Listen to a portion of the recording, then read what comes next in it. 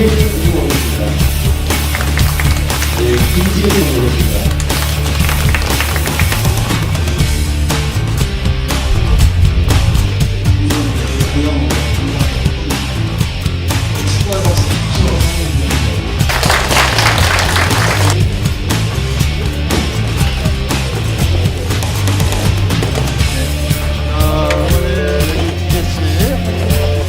수저 없어요? 네, 수저 좀 더 가져와요.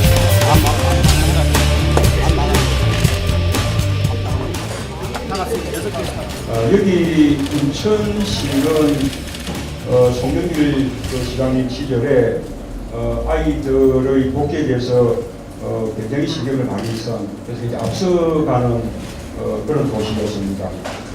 국가보다도 더 앞장서서 그때 이미 만 4세까지 무상 보육을 실시를 했었고, 또 출산 장려금도 지급하고, 그리고 또 만 12세 이하 아동들에 대한 필수 예방 접종은 전액 시가 지원을 해서 무료로 할 수 있게끔 그렇게 해서 인천시의 출산율이 그때는 굉장히 높아졌었고, 그런 걸 잘한다고 대통령 표창도 받은.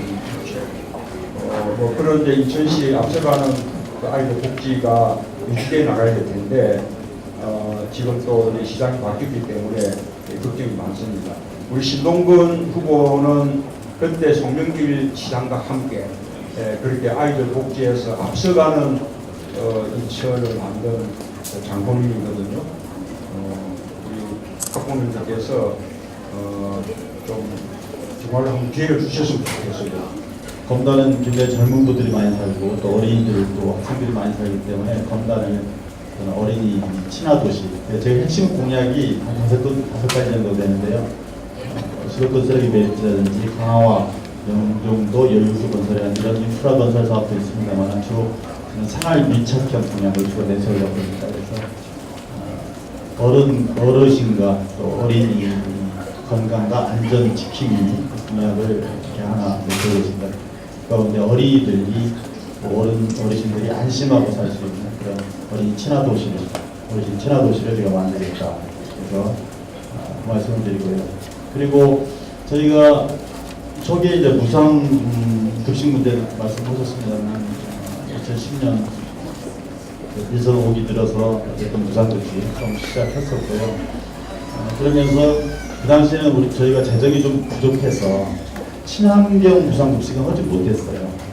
그래서 무상급식 하라는 것을 중심으로 하고, 그리고 나서 강화의 친환경 농민 단체들이 친환경 쌀과 친환경 고기들을 좀 공부했으면 좋겠다 제안했는데, 저희가 고기까지 계란은 공부 못하고 당시에는 친환경 쌀까지는 이렇게 급식을 한 것 같습니다. 그래서 도농 상생의 의미로 보더라도 저희 지역구가 또 강화하고 강단 아니겠습니까? 그래서 강화의 친환경 쌀과 또 농축산물 좋은 품질 좋은 것을 건강에 공급하고 이렇게 함으로써 서로 상호간에 우리 건강에 학생들과 어린이들에게도 도움이 되고 또 강화에 농민들에게 도움이 되는 그런 정책들을 취하겠다 이렇게 생각하고요.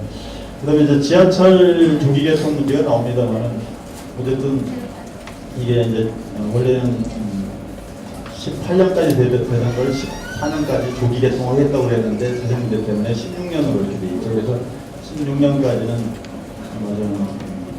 중앙정부 예산도 그렇고 이렇게 집행되는 걸로 알고 있습니다. 그래서 이건 뭐 누가 기여이 되든 간에 이건 대중 문제라고 저는 판단하는데 어쨌든 조속하게 될 수 있도록 하겠다. 근데 저는 지하철이 그냥 쓰이는 게 아니고 지하철 내에 맞벌이들을 위해서 어린이 교육시설이라든지 또 지하철 내에 도서관이라든지 음악회를 수 있는 그런 공간들로 좀 활용할 수 있도록 노력을 좀 하는 게 필요하지 않나 이런 생각을 갖습니다.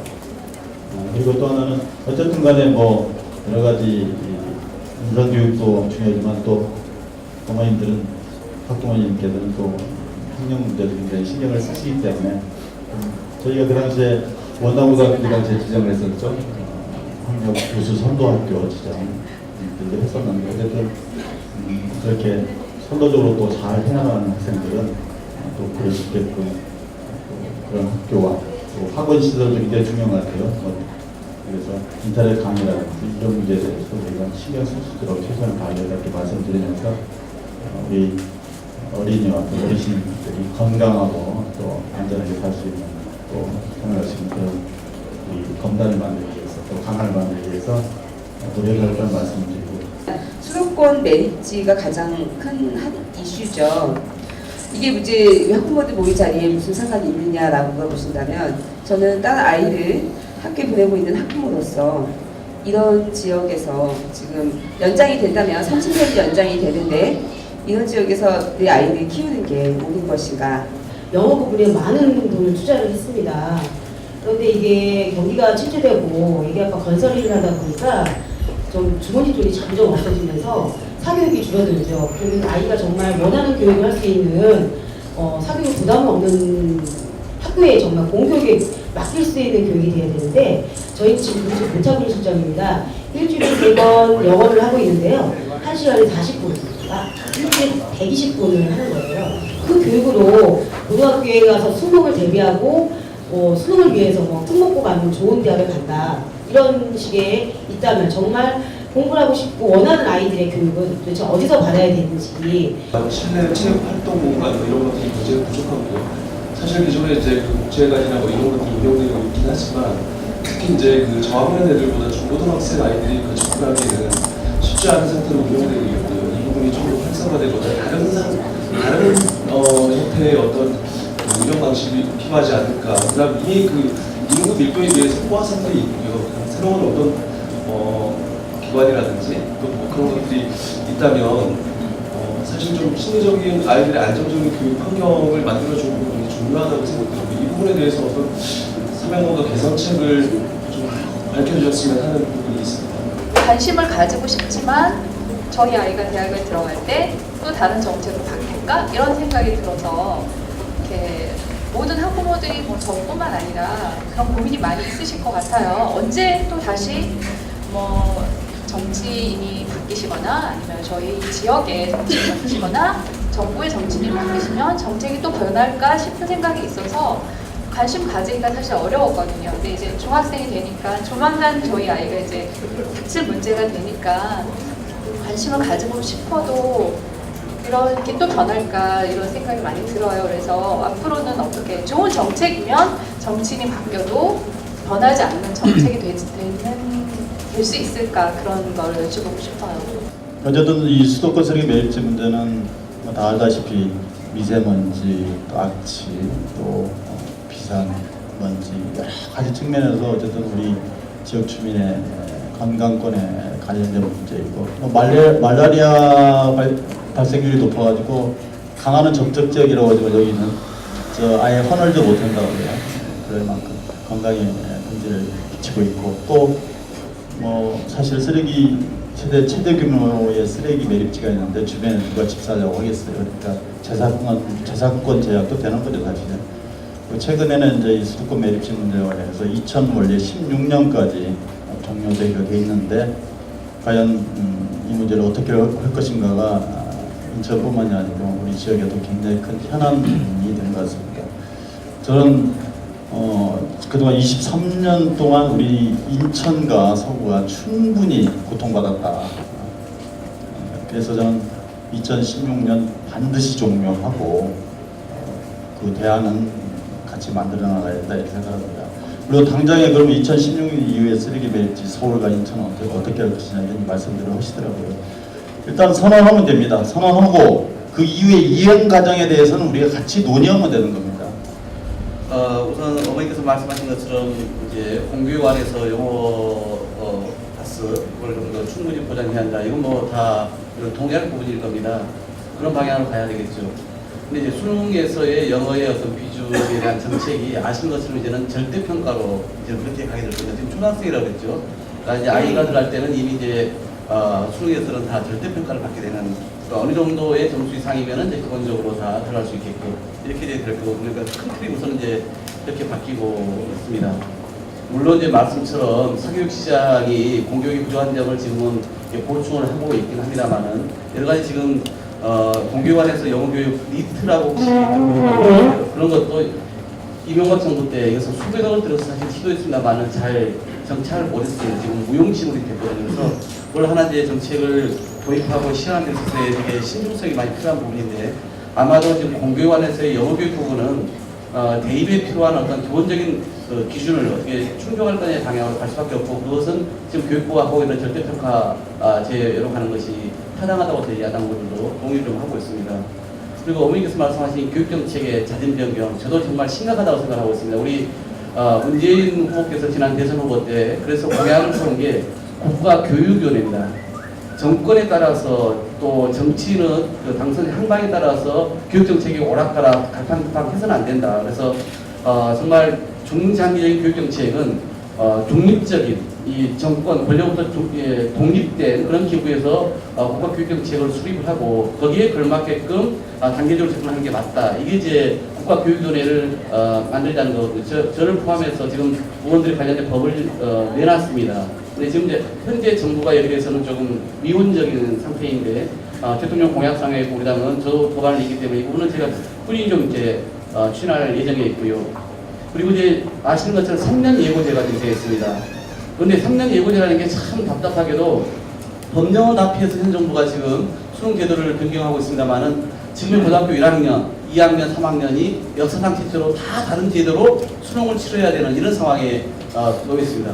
현장에서는 교사들 입장에서 준비해야 되는데 너무나 부담이 크고요. 마찬가지로 이걸 지켜보는 학부모나 또 직접 공부하는 학생들 입장에서 해마다 다른 수능 제도로 이제 3년 동안 준비를 해야 되는 이런 상황이 발생을 했어요. 그래서 법규는 벗어났다 하더라도 이렇게 가서는 안 된다.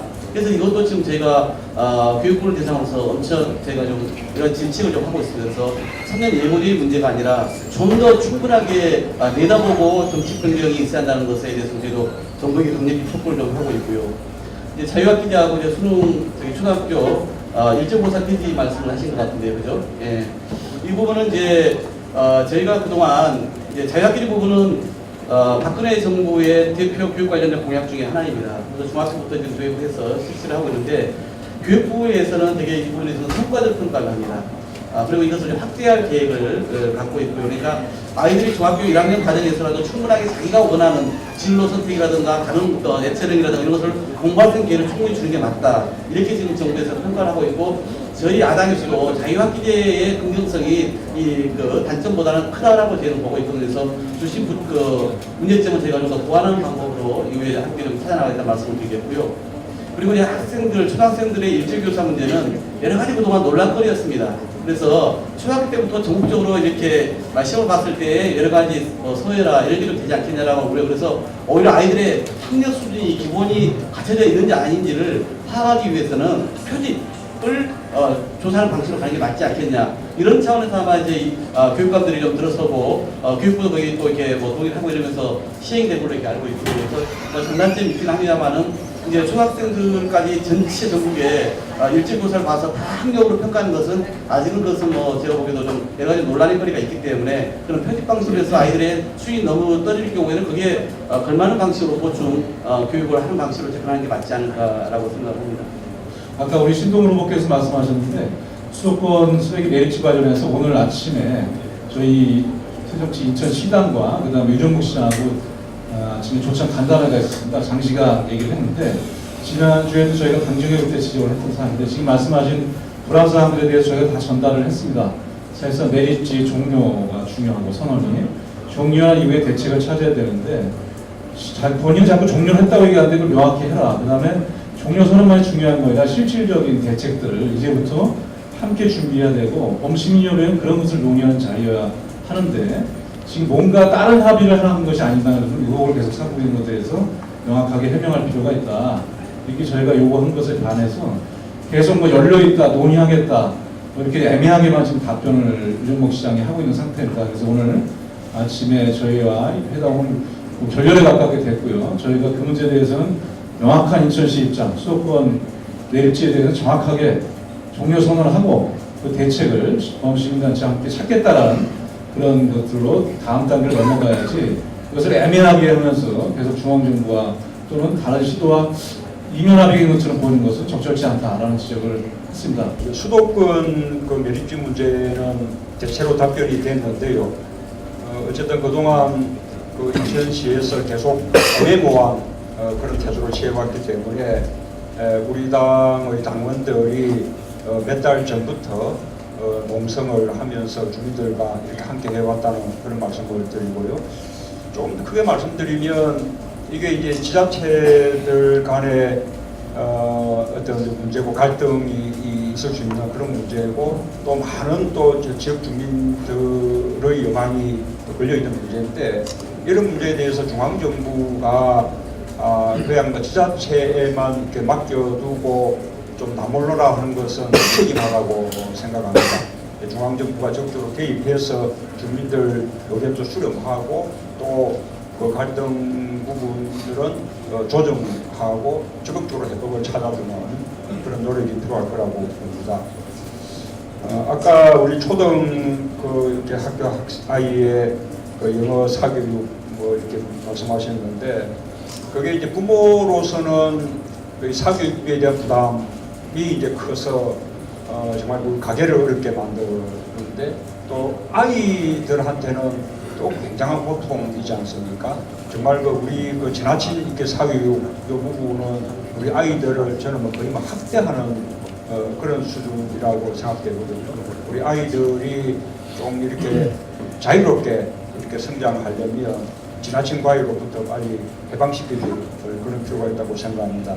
아까 영어는 이미 수능에서 절대평가로 전환됐다는 말씀을 우리 박홍보 의원이 드렸고 저는 뭐 나머지 과목들도 저 과목 다 결국 절대평가로 이렇게 바꾸는 쪽으로 가야 된다고 생각하고요. 그리고 또 기업에서 이렇게 채용할 때 그 스펙, 특히 영어 능력에 대해서 거의 뭐 원어민 그런 어떤 수준으로 이렇게 요구하는 것 이런 것은 조금 지나치다고 생각해요. 뭐 말하자면 이제 그런 능력이 필요한 업종, 필요한 업체에서는 그런 능력을 요구해야겠지만 그하고는 무관한 그런 뭐 이렇게 직업들도 수없이 많이 있는데 일적으로 그렇게 고도의 뭐 현직인과 거의 같은 수준의 영어 능력이 다 필요한 것은 아니거든요.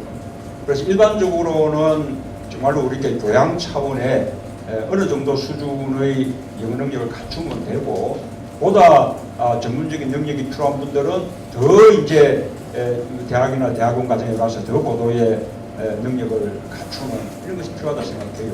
그래서 이런 그 기업에서의 채용 때도 이런 스펙들을 오히려 가리는 브라인드 채용제 같은 게 필요하다고 생각합니다.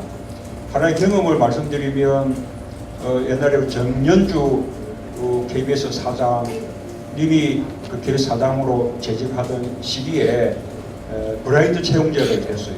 그러니까 출신 지역, 그 다음에 뭐 이렇게 출신 학교 이런 것을 다 가리고 오로지 능력으로만 이렇게 이제 KBS 아나운서, 그 다음에 PD 이들을 이제 채용을 했는데 어떻게 달라졌는가 하면 그 전까지는 거의 스카이 대학 출신이 70, 80%를 차지했어요. 그런데 브라인드 채용제를 하고 나니까 오히려 70%가 지방대학 차지하는 거예요. 그러니까 이런 말하자면 이제 공정한 경쟁 같은 것이 된다면 아이들을 스펙 경쟁 또는 지나친 사교육으로부터 해방시켜 줄 수 있을 거라고 생각합니다.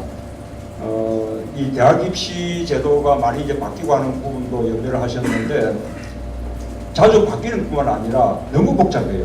지금 대학 입시 전형 방법이 무려 3,400개라는 거거든요. 우리 그 입시를 담당하는 선생님들도 잘 몰라요. 그래서 아이들을 이렇게 좋은 대학에 보내는 그 3대 요소가 엄마의 정보력, 아빠의 무관심, 뭐 할아버지의 재력 뭐 이런 말까지 있을 정도인데요. 이런 대학 입시의 전형 방법을 아주 단순화해줘야 됩니다. 무슨 수능 전형 또는 내신 전형, 특기 전형 또는 기획균 등 선발 전형. 이래서 수능 때는 아니 정시 때는 뭐 수능 전형으로 간다든지 또는 수시 문제 때는 내신 전형이나 특기 전형 또는 계길 등 이렇게 간다든지 이렇게 단순화하고 종래에는 이게 수능 시험도 저는 자격 시험으로 그렇게 봐야 한다고 봅니다.